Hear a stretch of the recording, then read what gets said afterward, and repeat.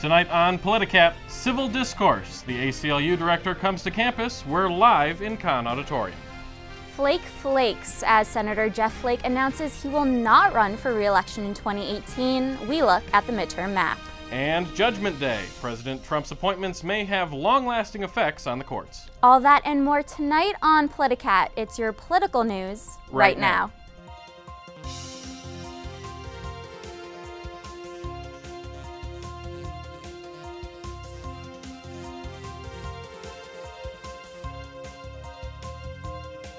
Good evening and welcome to Politicat. I'm Tyler Kendall. And I'm Andrew Merica. We'll get to those stories and our panel in a moment, but first, this week's headlines. Today was a busy day in Washington. Senator Jeff Flake, a Republican from Arizona, gave a sharp speech on the Senate floor criticizing the country's, quote, coarse leadership. He vowed not to run for re-election in 2018, leading many to wonder if Republicans can retain the seat and, with it, their majority. Elsewhere on Capitol Hill, lobbyists were out in full force to defend the North American Free Trade Agreement, which the president is threatening to ditch. The auto, retail, and agriculture sectors fear leaving the agreement could devastate profits and harm the country's ability to compete in the global market. Senate Minority Leader Chuck Schumer said Sunday a bipartisan bill to fund health insurance subsidies has support from a majority of senators and urged Majority Leader Mitch McConnell to bring it to the floor immediately. McConnell told CNN Sunday he would only bring the bill to the floor if President Trump said he'd sign it. But the president has been less than enthusiastic about the measure. Schumer claims all 48 Democrats and 12 Republicans in the Senate have pledged support for the bill. The EPA has canceled a presentation by 3 of its scientists at a conference in Providence, Rhode Island, to discuss climate change. The announcement was made on Sunday, just about 24 hours before the event, which focused on the future of the Narragansett Bay. The EPA defended the move by saying that the scientists' appearances were not needed because the conference, quote, is not an EPA conference. Japan's Prime Minister Shinzo Abe strengthened his supermajority in parliament during snap elections this week. The victory is being widely hailed as a savvy political move by Abe, who will soon be Japan's longest-serving prime minister.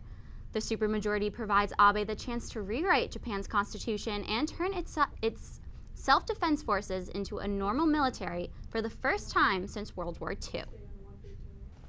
This week we are introducing a new segment on our show called The 2-in-1. We're bringing in Politics and Policy's Editor-in-Chief David Gernon to highlight 2 stories he thinks the media hasn't covered enough and 1 story where the coverage has been overblown. David, thank you for being here.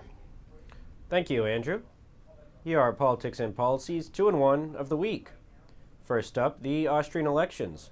On October 15th, legislative elections were held in Austria. In a continuation of the trend we saw in the German elections, the right wing looks to be strong. The Austrian People's Party, the country's historical center-right party, gained the most new seats and now looks set to form a right-wing coalition with the party that ended up in third, the Freedom Party. The People's Party is led by a young, charismatic politician named Sebastian Kurz, who will become the world's youngest leader if coalition talks, officially announced today, are successful. Analysts credit the victory to Kurz taking his party further right on issues like immigration and the EU. Our second story that deserves more attention is the situation with the Islamic State in Iraq and Syria. U.S.-backed militias declared victory in Raqqa, the capital of Islamic State's self-proclaimed caliphate, last week. The group has lost much of its territory in Syria and Iraq this year, including prized Mosul. Now confined to the shadows, most predict it will remain influential and that the frequency of lone wolf attacks inspired by the group is not likely to decrease.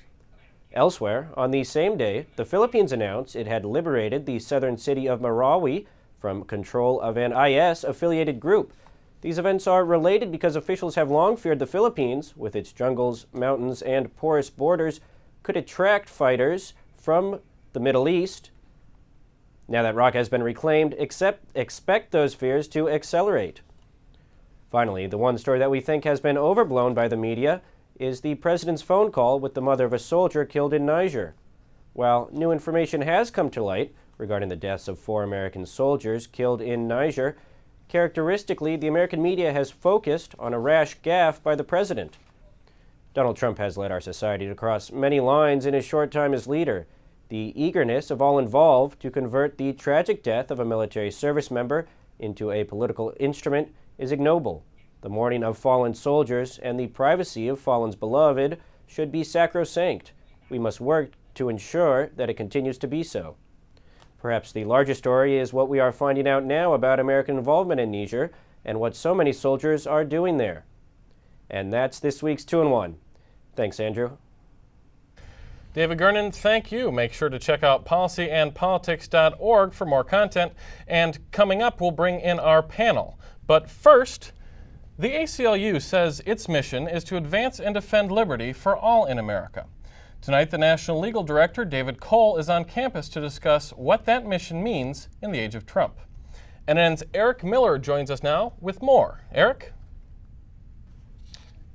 That's right, Andrew. I'm here at Kahn Auditorium, where David Cole has started his speech about 30 minutes ago. The theme for this evening has really been the fact that the current era is a time of threat, but also a time of opportunity for civil rights and civil liberties here in the United States. Now, Cole has touched on a number of cases that the ACLU has fought in the past months, including stopping several of President Trump's Muslim bans, as well as fighting for the rights of an undocumented teenager to receive an abortion while held in U.S. custody. Cole has not talked about some of the more contentious things that the ACLU has done in recent months. The speech, however, is still scheduled to go on for quite a while, so we may see that some more later this evening. For the most part, though, it has been a speech about defending civil rights and civil liberties from the actions of President Trump, the challenges that causes, and the struggles that the ACLU is hoping to overcome in the next 4 to 8 years. Keep you updated on the situation here. Back to you guys. Thank you, Eric. And for updates on future campus speakers, follow us on social media. And coming up, we will bring in our panel to debate. We'll be right back. At Northwestern, we're Wildcats in every way.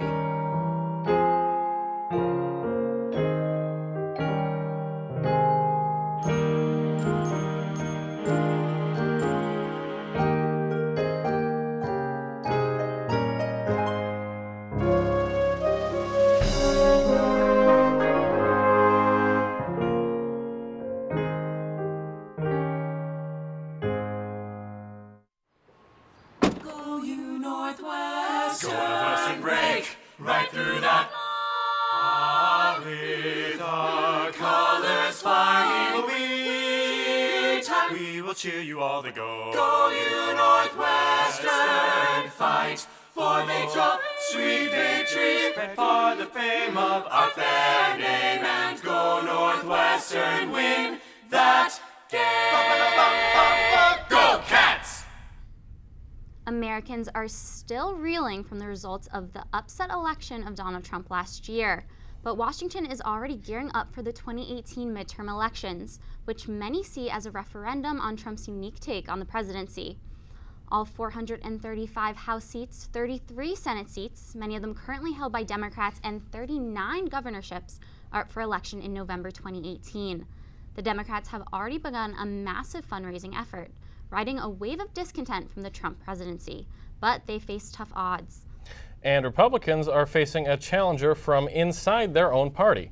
Steve Bannon, the ousted Trump campaign strategist and presidential advisor, has declared war on the GOP establishment. Bannon, now returned to his post as executive chairman at Breitbart News, has targeted 6 of the 7 incumbent Senate Republicans up for election in 2018 with primary challengers.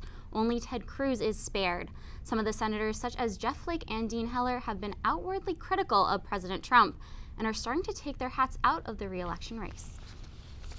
And for more, we're going to bring in our panel. We're joined now by Calvin Anderson of College Democrats and Marco Ladauti of College Republicans. Calvin, Marco, thank you guys for joining us. All right, so let's start this off. Senator Jeff Flake of Arizona announced today that he will not seek re-election in 2018. In a speech on the Senate floor, he accused the president of reckless and undemocratic behavior and said the Republican Party is complicit in letting him get away with it. Is this the beginning of a sea change within the Republican Party? Calvin, let's start with you. Look, I think it's long past time that we start getting critiques of Donald Trump from within the Republican Party and taking it to the extent that it has been taken to Republicans today. We can only make so much change having a bunch of us liberals screaming and telling that this is totally out of the ordinary, and it's about time, and I think that this is going to be a change. You think it will be, Marco, as a Republican? Well, there's always been a strong opposition to Donald Trump among the Republican ranks, and Jeff Flake, being more of a moderate, liberty-focused Republican, has always been a critic of the president. And unfortunately, I don't believe that this will amount to that much, as currently we've seen that Donald Trump isn't necessarily effective in controlling the Republicans in the Senate and the House already, and certainly the Republicans in the Senate and House that have already came out to be opposed to him are still opposed to him. And I think right now we should focus as Republicans on sort of finding common ground, whether we support the president or not, and trying to pass legislation. Right now, going off of this, talking about the future, Calvin, you're co-president of NU Democrats, so I'm going to ask you this first. It does not look good for Democrats in 2018. They have 23 total Senate seats up for grab, 10 of which are in states that went for Trump in the last election. And they need to win all of those elections just to keep their minority share that they have now. So Republicans only stand to lose 8 seats. Realistically, do you think Democrats can pull this off? Yeah, I think that we're like within our party and within our nation, we're starting to see a sea change. A lot of special elections with state Senate seats especially have swung Democratic, and I think that's why you see these Republicans starting to break ranks with Trump. It's no longer seeming to be political savvy to do so as the Democrats are sweeping these special elections. And as we continue to get closer to the election, I think we're going to see more of that because the Democrats do have such a strong chance of maintaining the seats that they have and pushing out some of these Republicans. Marco, what do you think about that? What kind of predictions are you going to make? If anything, I think the Republican Party faces the toughest opposition from within its own ranks rather than the Democratic Party, because most of the Senate seats that are currently controlled by Democrats, where a lot of them have been in states that Trump won by large margins, such as Montana, Missouri, and several other states. And I believe that the Republican Party, rather than focusing on trying to challenge each other through primaries, should be focusing on these seats because they are easily winnable based on last year's elections. And I think that, if anything, Republicans will pick up more seats. Well, let's talk about kind of the monkey wrench thrown into all this, and that's Steve Bannon, which we talked about at the top of the show. It looks like he kind of sees himself as the FDR of the alt-right, right? So he's trying to purge the GOP of these people that are critical of President Trump in the way that FDR purged the Democratic Party of people that were critical of the New Deal. Now, the New Deal passed. Do you think that this is going to work for the GOP, or do you think that it could backfire? Well, also, if we look at what FDR did within his own ranks, it was initially completely unsuccessful, and he was the president of the United States, a very popular president as well. And I think as far as Steve Bannon, who's of course not so popular, rightfully so, and I believe that if anything, he's going to hurt the Republican Party and be ultimately unsuccessful because he's leading this so-called grassroots revolution at the base that's really not really based around party principles that are on the party's platform, but more about his own notions of anti-globalization and sort of economic policies that Republicans normally support. So you see Bannon as bad for the Republican Party? Yes. But you still think the Republican Party can wither through it? I think so.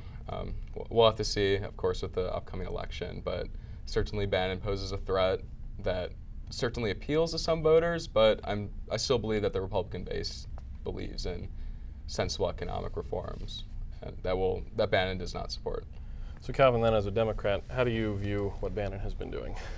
I think this isn't the first time that there's been a Republican backlash to the Republican establishment, even within the last 10 years. If you look at the Tea Party 5 years ago, and especially in the 2010 and 2012 elections, if you look at what happened, for example, in my home state of Indiana, the Tea Party ran against Richard Lugar, who was a longtime popular Republican. They beat him, and then one of these out there Republicans with their extreme and sexist statements proved themselves to be too absurd to even win an election in a red state like Indiana. And that's how we have a Democratic senator in there. And I expect to see similar things coming from this extreme Republican wing that's going to cause tension in the Republican Party and ultimately help us as the Democrats make some serious gains in the next election.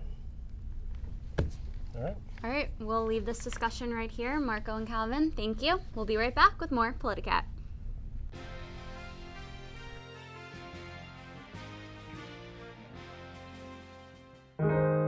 At Northwestern, we're Wildcats in every way.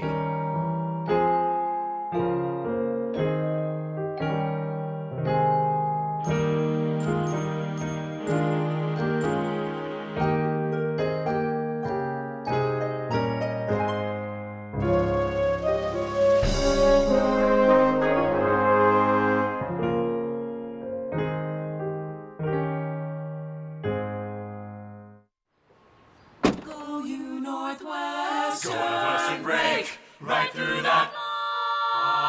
With our colors flying, we will cheer you all to go. Go you Northwestern, fight for victory, sweet victory, spread for the fame of our fair name, and go Northwestern, win that game. Go Cats! With the appointment of Supreme Court Justice Neil Gorsuch, President Donald Trump fulfilled a campaign promise of appointing a conservative to the open seat on the highest court in the land. President Trump took office with 107 lower court vacancies, which is more than any of the past 5 presidents except Bill Clinton. With big agenda items falling short, like health care and immigration reform, the courts seem to be a success for the president and Republicans. So let's bring back in our panel. We've got Calvin and we've got Marco to talk more about this. So President Trump has around 150 more court openings to fill, including 21 on the Court of Appeals, which is the second highest court in the land, and these appointments are for life. So Marco, we'll start with you. What does this mean for the future? You know, talking in terms of ideology, but also what does it mean for Democrats' hopes of grabbing some seats and the benches in the future? Well, it certainly makes it difficult for Democrats because a lot of these justices that are being appointed, these judges, believe in more of a original jurisdiction, I guess, ideology when looking at sort of how legal precedents should take place and how judges view the Constitution and its effects on current cases.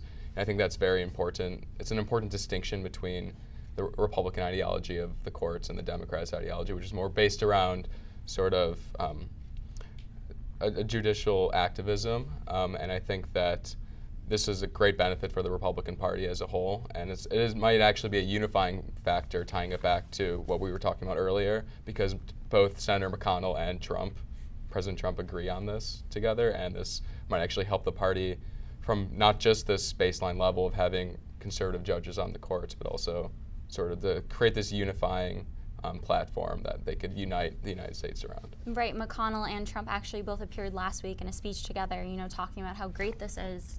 Calvin, from a Democrat's point of view, what's your opinion on all of it? I think it's obviously, from my point of view, it's terrible. If you look at stuff that's happened over the past 10 years, a huge amount of major decisions in our country, and admittedly, many things that probably should have been decided by a legislative branch have been determined by, for a long time, conservative courts, the conservative Supreme Court, and in ways that affect our elections, that turn back on our elections. I mean, especially you have Citizens United. I mean, if you want to go back like to 2000, we had a presidential election decided by a court, and that's the Supreme Court. But the same thing happens on lower level courts. These Republicans can keep pushing a conservative agenda in ways that we can't even, imagine at this moment. Certainly, if we had a lot of Republican appointed judges right now, the travel ban never would have been successfully challenged in court. It's a nightmare. Well, gay marriage passed through a conservative court, so do you still see a conservative court under President Trump? Is that bad for the future of America? I think that was, in many ways, an exception. And yes, we had a couple decisions made by the Supreme Court that had good implications for progressive causes, as well as healthcare. Obamacare was defended in court, of course. But I think it's a lot different, these major courts appointed, and especially if you look back, appointed by more traditional conservatives than justices that are appointed by Donald Trump. I mean, one of these justices for one of these courts that he's appointed, or that he's proposed, was the American Bar Association said that they weren't qualified to serve. It's crazy. I'd like to hear Marco's opinion on that. Do you think that people are opposing some of these nominations just because they're coming from Trump? What do you think about the whole selection process behind this? Well, certainly because of the amount of seats that are to be filled, Trump has released a wide number of possible nominations, and not all of them are suitable for the courts. But saying that, there are also a large majority of them because of there's well over 100 possible nominees. The majority of them are very well qualified, and Trump even, I believe the District Court of Idaho appointee from Trump was someone who's actually rejected under the Obama administration. Trump, because he was so qualified, renominated him and he was passed immediately. So I believe that there are a lot of possible judges that could be nominated that are very well qualified, and I don't see this as much of a problem because the Senate Judiciary Committee has this informal rule of blue slips, which I think is a very important sort of check and balance for the selection process. And I hope that Senator Grassley of Iowa, who's in charge of the Senate Judiciary Committee, doesn't sort of provide exceptions for this rule, because I think it is important to have these checks and balances, whether they are Republican judges or not. Let's talk about some of these nominees very quickly. 7 out of 57 of Trump's judicial nominees have been confirmed so far. At this point in 2009, Obama had 3 out of 54. Why has it been so much faster under Trump? Well, I think some of this has to do with the fact that, again, a lot of these possible nominees are very qualified and are sort of, right away the Senate sees them as, because the Senate, sort of the Republican majority, it's easier to pass this. But also, it is very interesting that you make that point, because the majority in the Senate of Democrats was greater under Obama's first year than the Republican majority is under Trump's. And I think that could be a testament to the sort of the level of these early nominees that Trump is providing. Certainly, again, not all of them are as qualified as the ones that have been passed so far, and I do recognize that point, and I also do criticize the president on some of his nominees, but the ones that have been accepted so far, several of them are extremely well qualified. I don't think that can be taken as an explanation. I think from the very beginning, the Republicans said that they were going to obstruct Obama's presidency. They said that they were going to stop him from getting any serious change done through Congress, and part of that agenda was to stop his nominations. They held up tons of the nominations for full years. People, some of these nominees for positions moved their whole families places and had to move. It was, and the Democrats are following the same are following the traditions that have been set by Congress, where reasonable people will be approved, but not some of these people that Trump is accepting. But we're still not going to be obstructive in the ways that the Republicans were. Well, again, back to my original point, initially we're talking about the initial nominees to these courts. The Democrats did have a much larger majority in the Senate in 2009 than the Republicans do now. And also, going back to that, it was the Democrats that actually suspended the rule where you need 60 judges or 60 senators voting yes to I guess, support a nominee, and it was the Democrats that changed that rule. So now it's just a simple majority. So now it is easier for Republicans to pass and accept their nominees. So I think that's an important distinction that we should all understand when looking forward at how these nominees will be approved. Right, okay, and that rule was changed in 2013 with the Democrats. We're gonna have to leave it right here. Marco and Calvin, thank you so much. We'll be right back. At Northwestern, we're Wildcats in every way.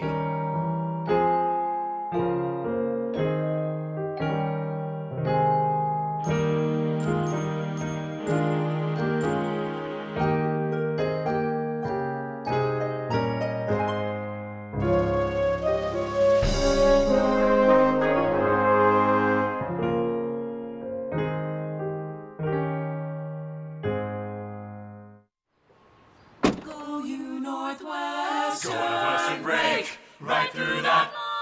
Hallelujah. fight, will we will cheer you all to go. Go you Northwestern, fight for victory, sweet victory, spread for the fame of our fair name, and go Northwestern, win that game. Go Cats! Welcome back to Politicat. Now we bring you this week's global recap, where we tell you what's happening in the politics around the world. NNN's chief foreign correspondent Eric Miller joins us with more. Eric? Thanks, Tyler. Chinese President Xi Jinping is now the country's most powerful ruler since Chairman Mao. At a Chinese Communist Party conference that concluded today, the CCP revised the Chinese constitution to include Xi Jinping thought. This means that Mr. Xi will start his second five-year term as president with final say over almost all Chinese government policy, foreign and domestic. In Catalonia, the succession crisis continues as Spanish Prime Minister Mariano Rajoy announced he would remove the leadership of the breakaway region. The move was made after an emergency cabinet meeting and marks the first time that Spain has moved to strip the autonomy of one of its 17 regions.